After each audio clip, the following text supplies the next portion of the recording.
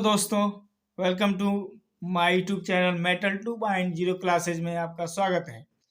आइए दोस्तों, आज मैं आपका सामाजिक विज्ञान का सबसे मोस्ट इम्पोर्टेंट क्वेश्चन लेकर आया हूं, जो आजकल के दौर के मांग के हिसाब से सबसे ज़्यादा पूछा जाता है। हमें उन विषयों में वही प्रश्न पूछे जाते हैं जो समाज में सबसे बड़ी समस्या उन्हीं को लेकर होती है। तो आज जो टॉपिक समाज में है लेकर, वो है आपका भूमि निम्नीकरण क्या है, और दूसरा प्रश्न हमारा है जल दुर्लभता क्या है।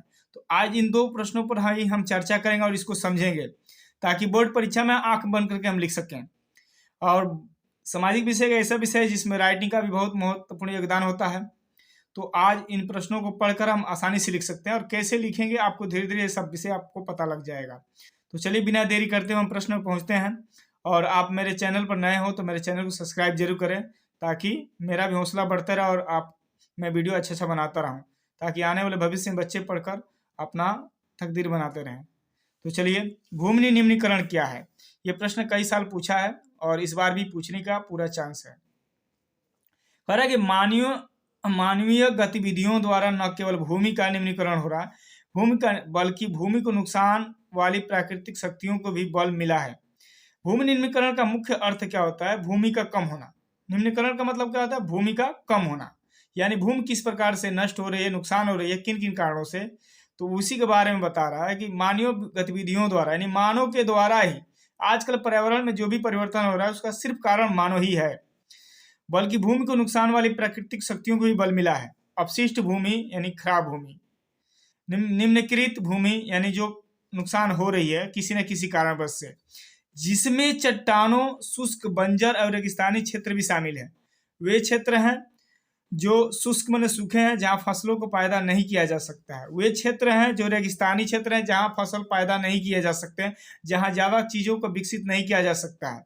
इस समय भारत में लगभग 13 करोड़ हेक्टेयर भूमि निम्नकृत है, यानी 13 करोड़, यानी बहुत ज्यादा ये पैमाना है जो भूमि का है, निम्नीकृत है, जिस पर हम बहुत सी चीजें नहीं कर सकते हैं, कल कारखाने, फैक्ट्रियां नहीं बना सकते हैं, कृषि नहीं कर सकते हैं, सड़क वड़क बनाने में बहुत दिक्कत हो सकती है। तो ऐसे भूमि को निम्नकृत भूमि कहा जाता है, जिसमें दिया 28% वन है, 56% जल है, यानी जल का क्षेत्र है, पानी, 10% वायु है तथा 6% क्षेत्र लवणीय है, यानी जहाँ कृषि करना तो और क्षारीय है, जिनमें कृषि तो बिल्कुल नहीं किया जा सकता, और निक्षेपों से प्रभावित है, यानी उसमें कूड़ा कचरा अदरवाइज मटेरियल फैला हुआ है।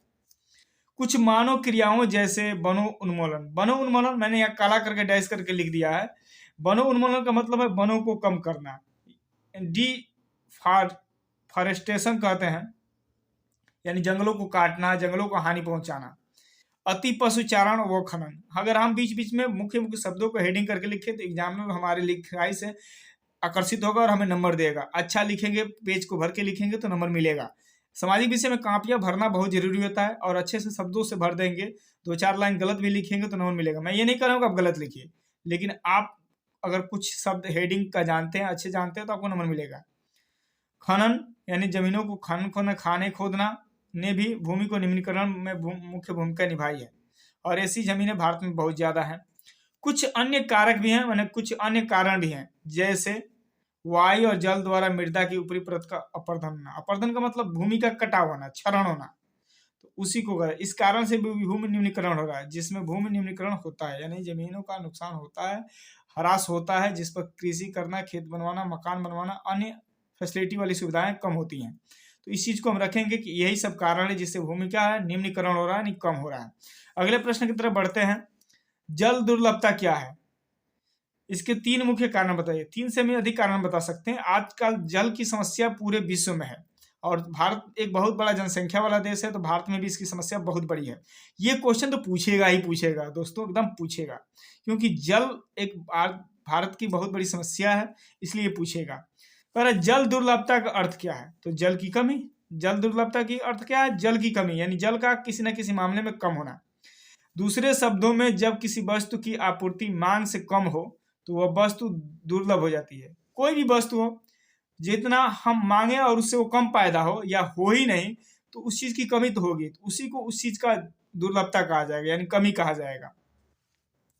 देश के कई कह रहा है कि देश के कई क्षेत्रों में जल की बहुत कमी है। आप जानते हैं महाराष्ट्र, गुजरात तमिलनाडु, कर्नाटक जैसे राज्यों में जो लोग रहते हैं, पता होगा वहाँ जल की कितना कमी होता है, क्योंकि वहाँ 4,000-5,000 फीट गहरा बोर होता है, तब जाकर वहाँ पानी निकलता है, और पानी की बहुत कमी है, उससे पानी की वहाँ किल्लत बहुत ज़्यादा है।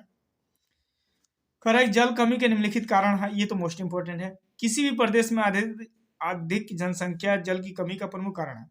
दुनिया में जो भी चीज़ें कमी पड़ रही हैं या जो भी विघ्न आ रहा है, जो भी समस्याएं आ रही हैं, उसका सिर्फ जनसंख्या का फैलाव है। जनसंख्या जितनी तेज गति से बढ़ेगी उतना उस चीज़ में समस्या आएगा। तो इस बात को ध्यान रखिए, जनसंख्या नियंत्रण से बहुत सी चीज़ों को नियंत्रण किया जा सकता है।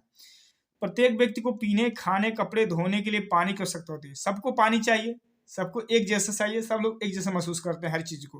तो इन चीज़ों में सबको चाहिए, तो जब ज़्यादा लोग होंगे तो सबको चाहिए, तो उस चीज़ की कमी तो पड़ेगी, और उस चीज़ का नुकसान भी उतना ही ज़्यादा होगा, क्षरण भी उतना ही ज़्यादा होगा, तो उस चीज़ की समस्या बनेगी। प्रदेश में यदि कम वर्षा तथा सूखा हो तो जल की भी कमी हो जाती है। जब बारिश नहीं होगा तो जल स्रोत के साधन कम है, आजकल कुएं को भर दिया जा रहा है, तालाबों को भरा जा रहा है, गड्ढों को भरा जा रहा है, तो पानी बारिश के चलते होता है, बह कर निकल जाता है। लेकिन जब जल और कुएं और गड्ढे नहीं होंगे तो जल का पानी नहीं बचेगा, तो जल का स्रोत होगा वो तल नीचे चला जाएगा, तो पानी की बहुत बड़ी समस्या हो जाएगी। तो ये कारण भी है। करा अगला करा तीसरा जो करा अति शोषण अत्यधिक उपयोग जल की कमी का कारण होता है। जितना जल हमें जरूरत पड़े उतना ही हम जल का उपयोग करें तो जल का कभी कमी नहीं होगा। इसलिए मेरे दोस्तों, जल का जितना सदुपयोग किया जा सकता है किया जाए।